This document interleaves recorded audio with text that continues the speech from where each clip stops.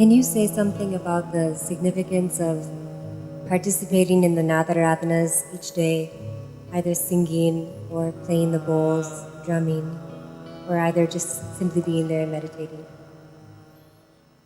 One important reason why we started this process, which we call as Aradhana, is because the energy of Dhyanalinga can become like a solid wall.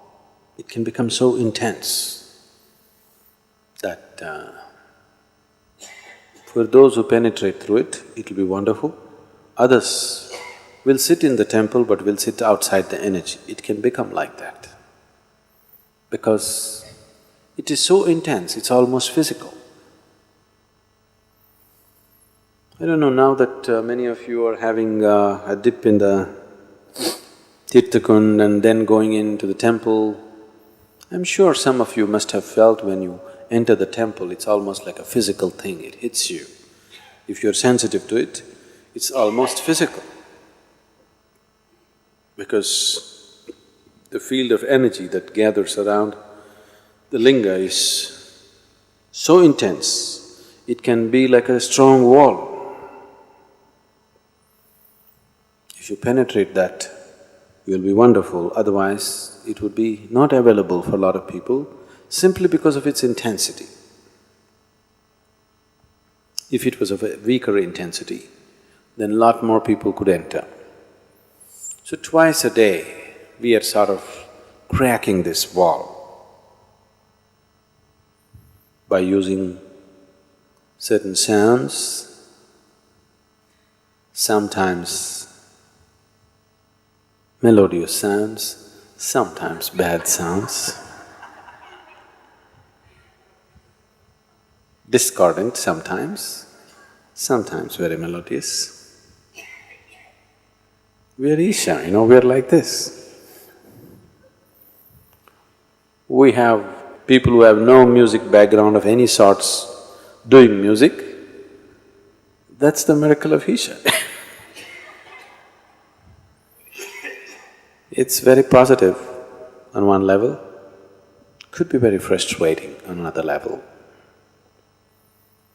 But it's good, it at least disillusions you.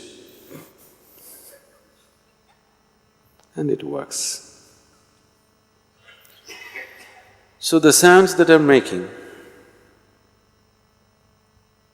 melody is only relevant to the people.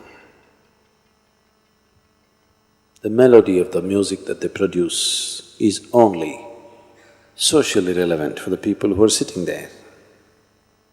But as far as the purpose of making the sounds is fulfilled even if they are discordant, because the idea is to disturb something there, which is manifesting itself into something very intense, almost like a solidified presence, so that it becomes little more accessible to all people who enter. Twice a day, we just little shaking it up.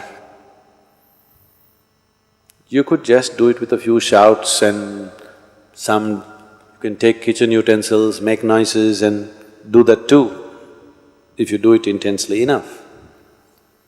But we want to use that as an offering also, so that it becomes an offering. Because in a state of offering, a human being is most receptive. Why always, in the Indian way of life, doesn't matter how poor you are, your children have not eaten for 10 days, but if you go to the temple, you must offer something. Not because God wants to eat your banana or coconut.